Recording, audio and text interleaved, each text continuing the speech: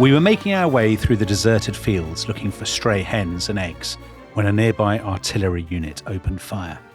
We went to look and found a battery of Polish gunners setting up for a barrage. The gun site was hidden in a clearing within a large wood.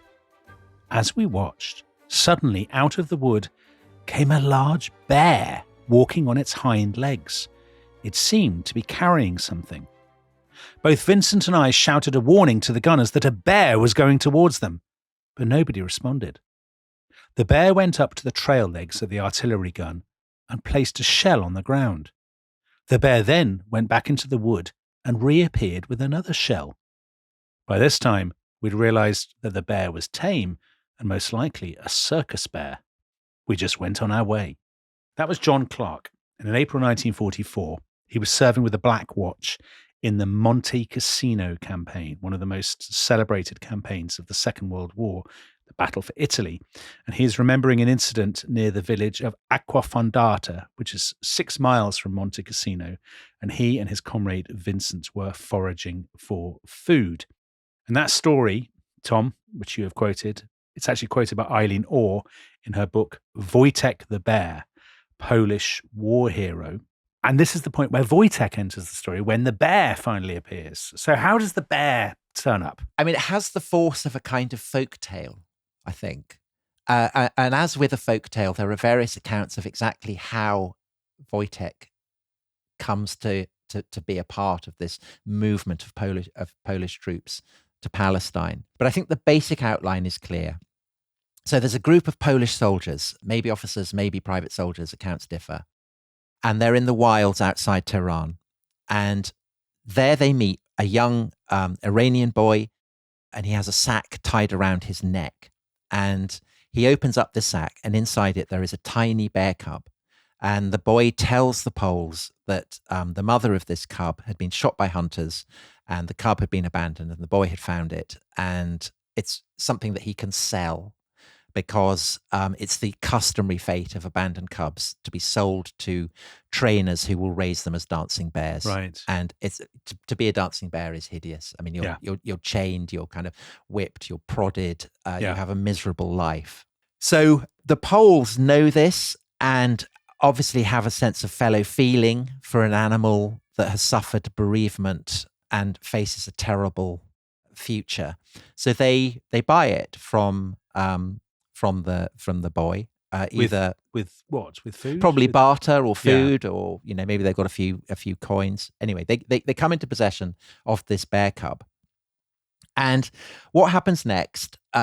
Various stories. So one story says that this cub is bought by a Polish officer who gives it to the niece of another officer, and this niece is called Irina, and she looks after the cub for 3 months in the civilian transit camp where she's been stationed. And the bear is kind of very mischievous, full of fun. Yeah. It's clearly not a good place for a kind of wild animal to be kept. And so Irina gives it to the army as a mascot. Oh. And the bear ends up being given by a lieutenant in Anders's army to Polish soldiers in the 2nd Transport Company. And these have already reached a base at Gedera in Palestine. So that's one account. Another account, and this is the one you'll get in Eileen Orr's book, which is a wonderful account of Voytech. And she says, actually, it was Polish privates in the 2nd Transport Company had come into possession with Voytech right from the beginning, that they were the ones who had negotiated with this Iranian boy, and that they had kept the bear with them as they traveled to Palestine because they weren't really allowed to have a bear with them. And when their commanding officer is told, "We're really sorry, sir, we've got this bear cub," he allows them to keep it because he recognizes that it's really good for their morale, that the soldiers are devoted to the cub and that it's kind of raised their spirits. And it's these guys in the 2nd Transport Company who give the bear its name, right? Which is Voytech, which is a sort of diminutive of Wojtek, which is a proper Polish name. So the bear is variously known, I think, by Poles as Wojtek or Voytech. So Wojtek is the formal, Voytech is the informal, and it means happy warrior. Right. And in due course, Voytech grows up to full size. He's absolutely enormous bear.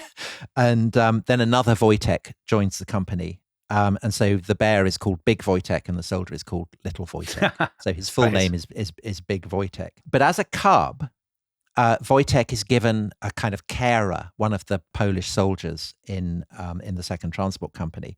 And this is a guy called Peter Prendis. And most of the soldiers in Second Transport Company are young. They're kind of teenage or early 20s. But Peter is, he's 46 and he's probably the oldest soldier in the company. And that is why he is given responsibility for the bear. It's thought that he's the guy who will prove the best parent. But actually, the role that Peter plays is not that of a father, but of a mother. Daddy bears, I gather, do not bring up their babies. Yeah, they're probably not close to that. Yeah.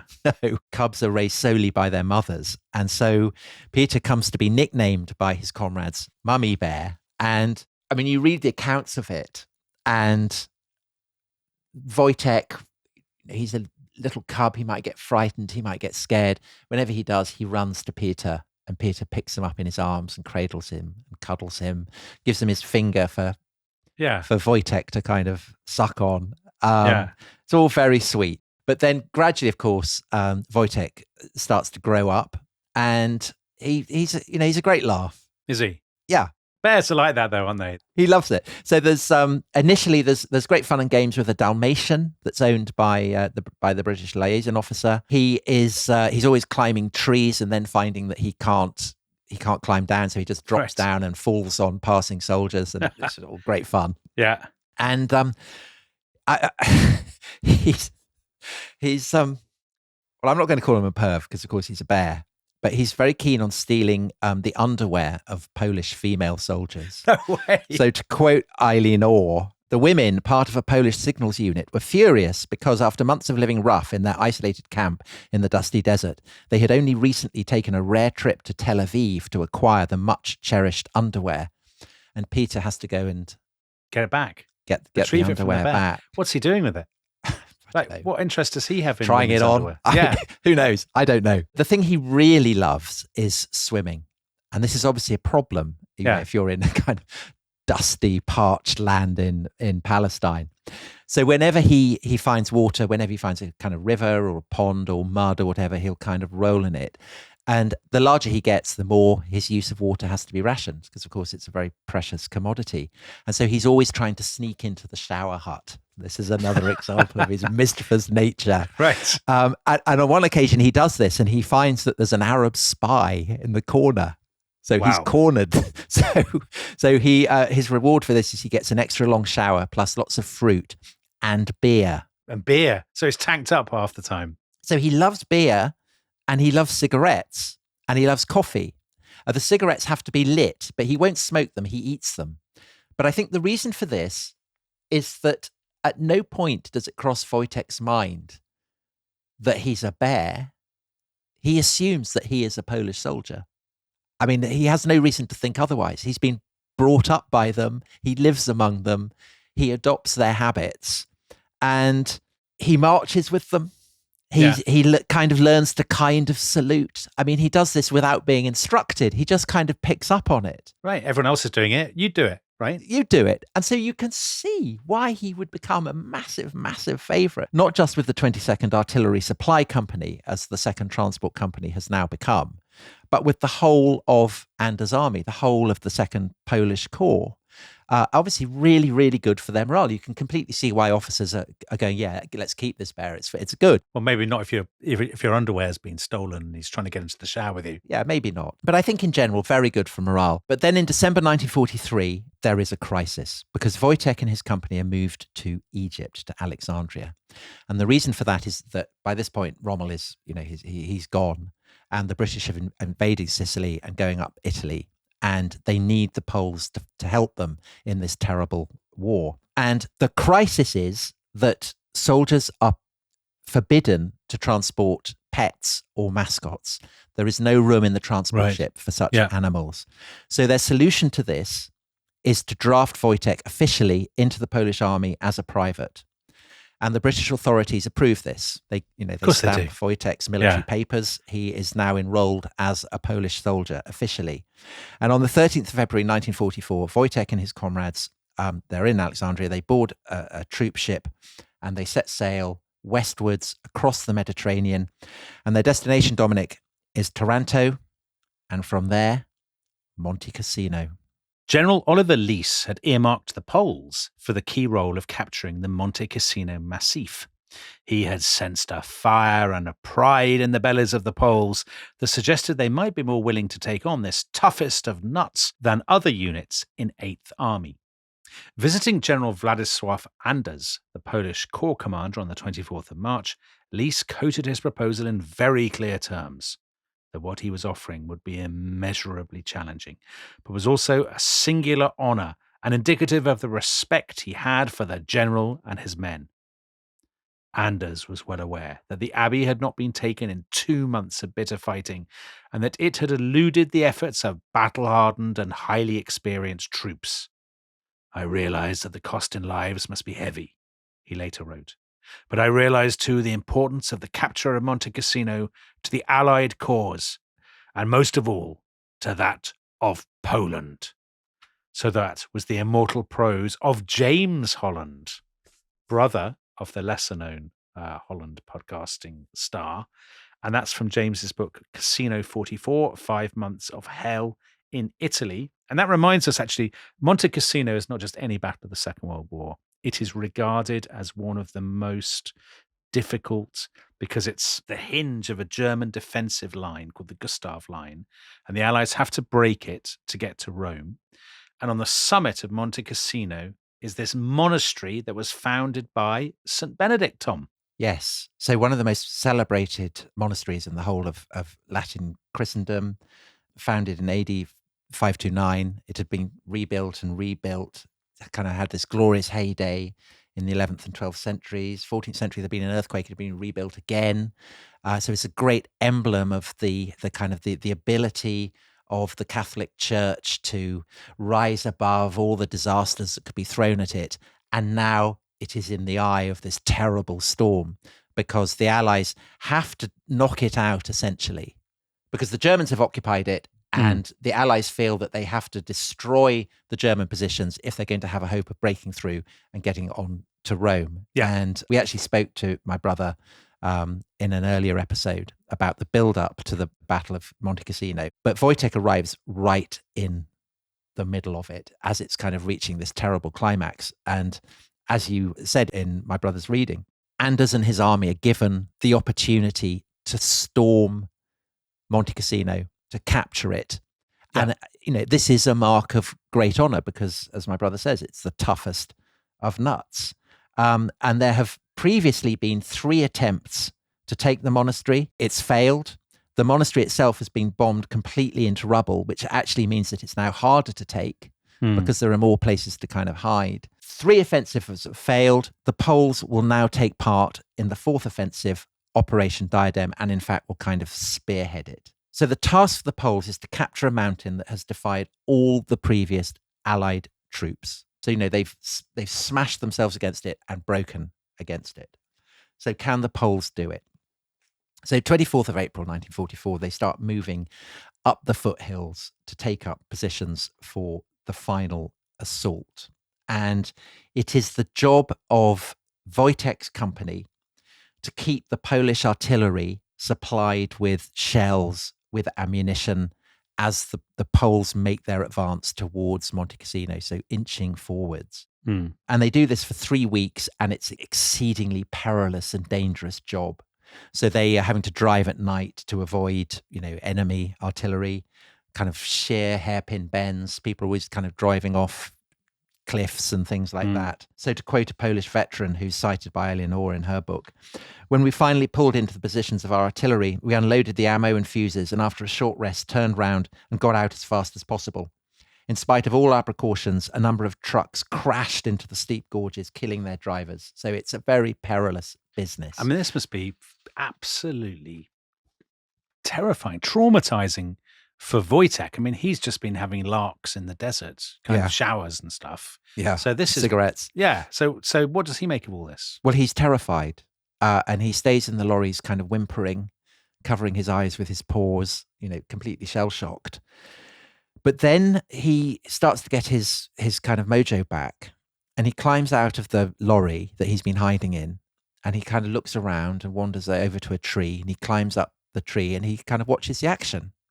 So he's down seeing his friends carting, shells up to the guns and carrying crates and things.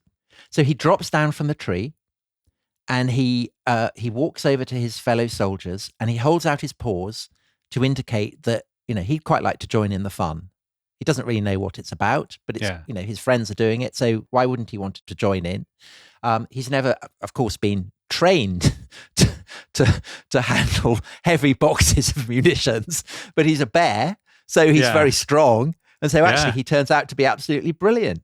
And he does this with all his mates. And the boast is that he never drops a single shell. And he does it kind of for as long as he wants to. And then if he gets bored, he'll go off and maybe have a sleep or something, or have a bit of a doze. And if they want to get him back on, they give him a lit cigarette or bar of chocolate or something, and then he'll join back in. And he puts in really, really sterling work. And he contributes to the softening up of the German defences that enable Anders' army on the 11th of May to begin the long-awaited fourth offensive. And it's an absolutely murderous battle. It lasts, days and days and days. So just to give a description again from my brother's book, this is just one passage. On one occasion, a Polish lieutenant had been standing behind 3 men. A shell came over and exploded right on top of them. And he commented, 2 of the men disappeared into thin air. There was nothing left. But on a bush nearby, I saw the ammunition belt and the stomach of the 3rd. That was all that was left. Soon after, he spotted a soldier sitting down close by, simply staring into space. The man was covered in dust and had a glazed expression on his face. The lieutenant bent over and touched his back and saw that it was covered in blood. The man, he realized, was dead. So, this is a pretty serious business. And amazingly, I guess partly because he's at the back, right? Because he's helping to load the guns. He's not in the forefront of the action. But he doesn't get hit at all. Am I right? No, he doesn't get hit. So he carries on throughout this.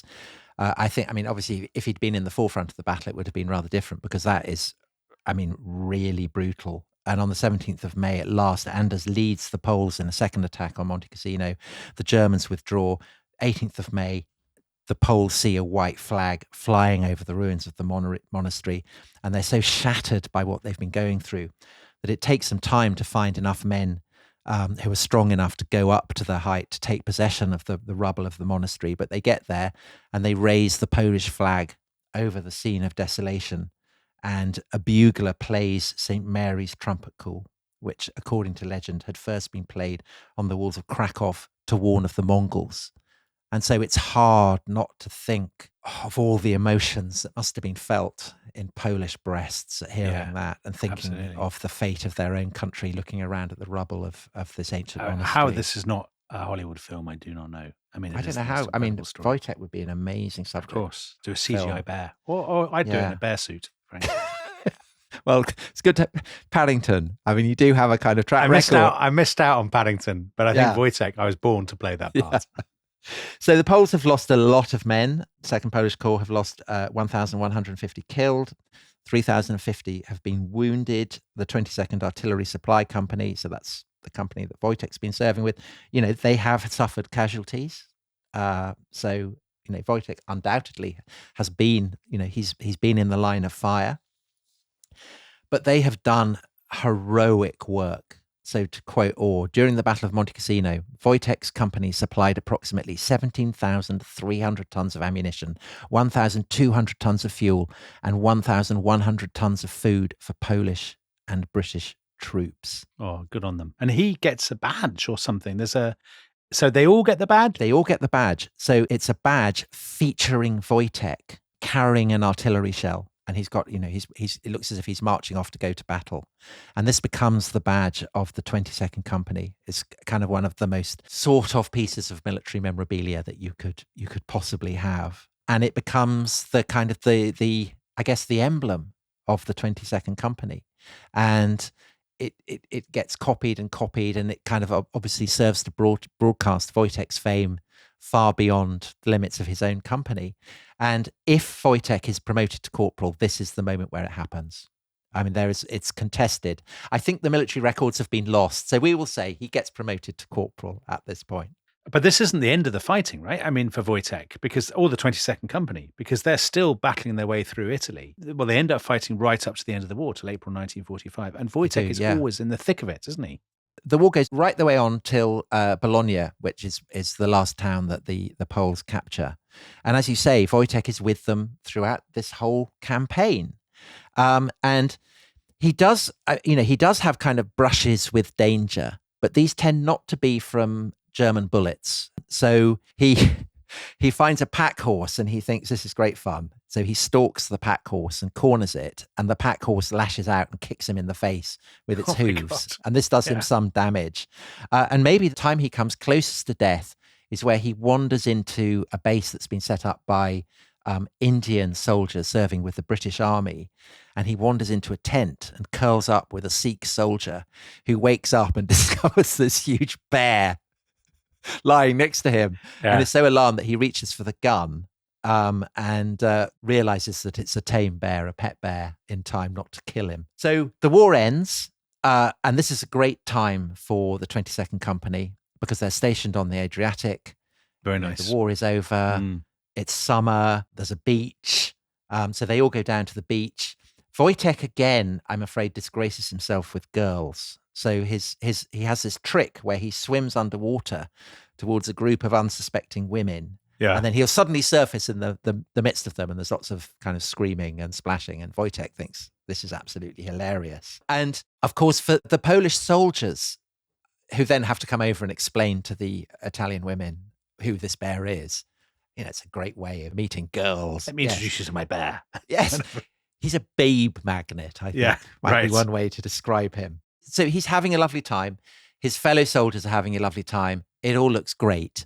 But then, of course, the shadow of Stalin falls over their prospects again, because we are now into the onset of the Cold War. And Stalin does not want seasoned soldiers who have fought with the British going back to Poland, and he doesn't even want them on the continent of Europe. And this is expressed to the British government, and the British government say, okay, well, we will, we'll take them back to Britain. So they go back to Britain, and specifically they go back to Scotland. And in September 1946, the 22nd Company arrive on Clydeside. They march through the streets of Glasgow. They're cheered as heroes, and among their ranks is Voytech. And these soldiers are now the responsibility of the British government. And the reason for this is that they're very conscious of the debt they owe the Poles. And again, I think it's this thing that has been shadowing British attitudes throughout the war, which is a feeling of guilt. Yeah. And for the British government in particular, this guilt is, of course, compounded by the fact that Churchill has signed Poland over to Stalin at the Yalta Conference. So there's been, yet another British betrayal of Poland. And to quote Neil Asherson on how the British government feel about this, they hope to soothe their consciences by handling the problem of the Polish armed forces in a generous and humane way. An interim Treasury Committee for Polish questions was set up immediately after the London government was derecognised. So that's the Polish government that had been in London throughout the war. The British government has recognised the kind of the puppet government that Stalin has set up in Warsaw in their place.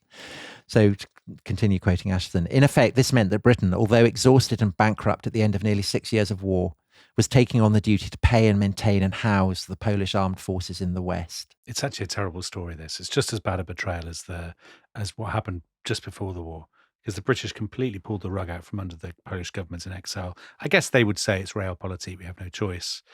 And with the Polish army, they basically wanted to get rid of them, didn't they? They really hoped they would all just go back, The problem is that Stalin will not take back people from these Polish brigades unless they actively volunteer to go back. Right. So in other words, they have to be communist sympathizers to do it. And in the event, I think only 7 officers go back, something like 14,000 privates opt to head back. There are a few of these from the 22nd Division, and they want to take Voytech with them. And there's a massive row about this. But the vast majority of soldiers from the 22nd Division opt to stay in Scotland, and they get to keep Voytech. Right. The commanding officer says you cannot take him. And instead, where do they go? They go to Winfield Camp, which is this the place camp you talked about before. above the Tweed, just Yeah. down from Berwick. And initially, there is some hostility from the locals. You know, they're all suffering from rationing and things. But there are two things that help, I think, to thaw the relations. And the first is, again, this sense of how much people in Britain owe the Poles. And the second is that the 22nd Division have this bear. And Voytech is the kind of perfect ambassador because he remains as amiable and as full of fun as ever. He's still got Peter with him, you know, so kind of mummy bear. He's got all his mates. Yeah. And I think it never crosses his mind that he's not one of them. In his own mind, he's a Pole, not a bear. Absolutely. And so they take him to dances, and when he goes there, Voytech gives the local children rides on his back. He amuses them by doing huge farts. They all find this hilarious. Again, kind of breaks ice with the local girls. Right. Voytech is taken swimming in the Tweed. So he's brought down from the camp and he's led on a chain because they can't risk him being kind of swept out into the North Sea. And he goes swimming beneath the Union Bridge, which is this wonderful bridge built in 1822. It's the oldest functioning suspension bridge anywhere in the world. And Voytech has a wonderful swim beneath it. And I've actually been to see the camp, the site of the camp where Voytech stayed. And there's a big pool there. And you know how much Voytech likes pools. Yeah. And all around it are trees, and they're still marked with his claw marks. No, really? And I just want to give a shout out to Livy, who I know will be listening to this, who took us up there and showed us where the trees were.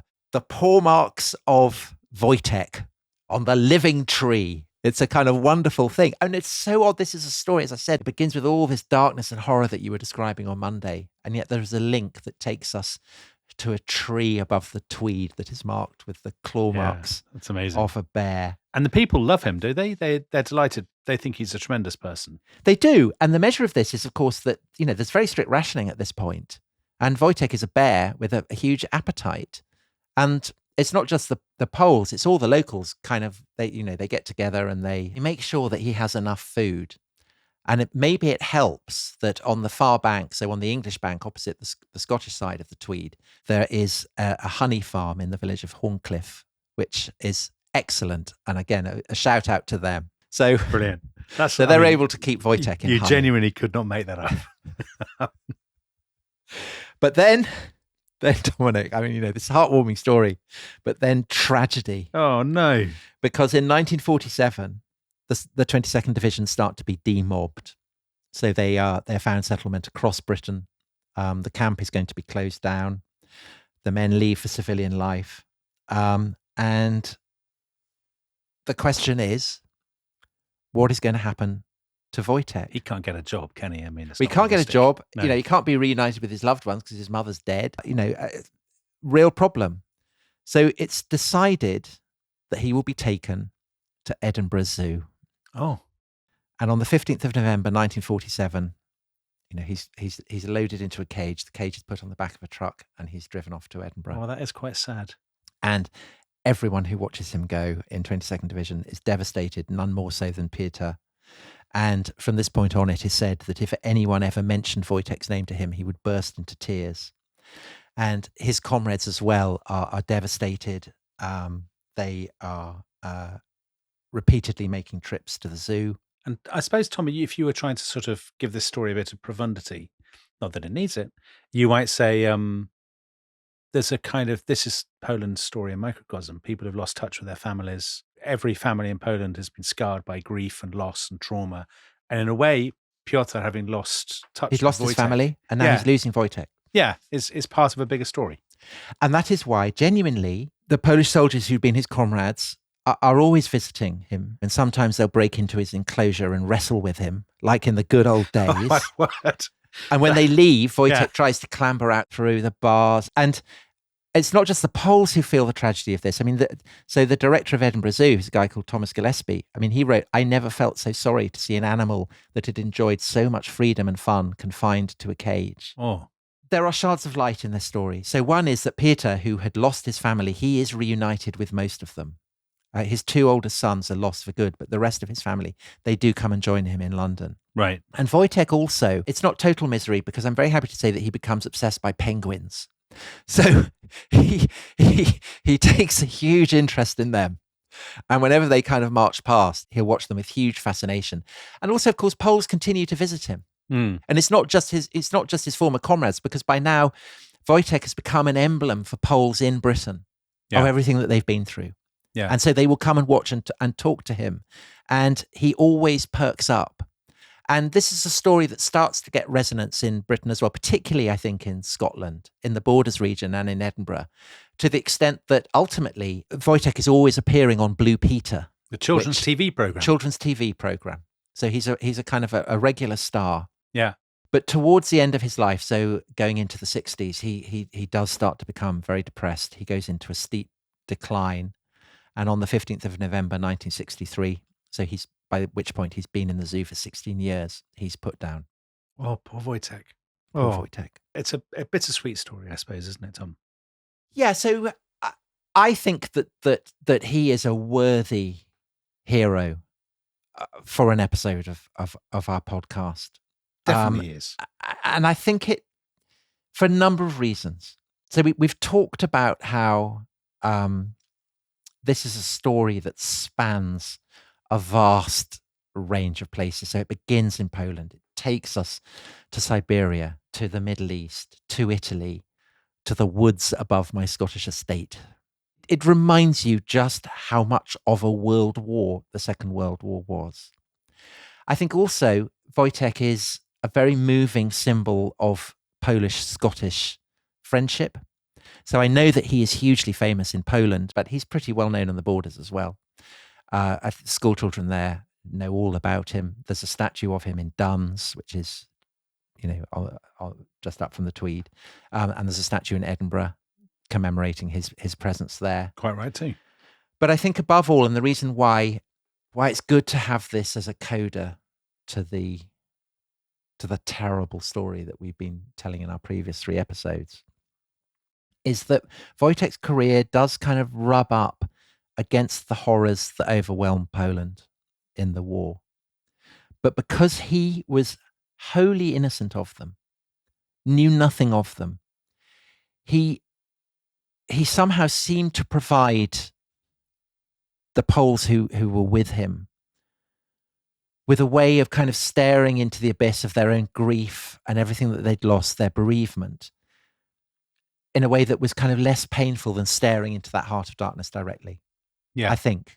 that makes sense. Again, I don't want to kind of put words into the Polish soldiers who went through all that, but that's the sense that I get from reading about the obviously very profound bond that they felt with this kind of this innocent animal. Yeah, they've lost everything. They've lost their families, they've lost their homeland, and they can pour a lot of that emotion into their relationship with this, as you said, this innocent bear. And that is surely why, these bereaved, homesick, grieving men had adopted him in the first place. It's why the Polish officer said, yes, let's keep him. It's why the British High Command recognized this and said, yes, we will, enroll him as a private. And it's why they invested such love in him. And I think it's why, to this day in Poland, Voytech does remain kind of very loved. Well, Tom, that was amazing. A brilliant story. Very moving story, actually. I didn't expect it to be such a moving story. I find it a really moving story. And it was the perfect coda to the grim story of the fall of Poland in 1939. So that's the story of Wojtek the bear. If you're Polish, of course, there are loads of children's books you can look that up in. And a shout out to the most amazing book on Poland's experience in the Second World War, which we talked about a lot, which is Halleck Kochanski's book, The Eagle Unbowed. Tom, thank you so much. That was absolutely wonderful. And we'll see you all next time. Bye-bye. Bye-bye.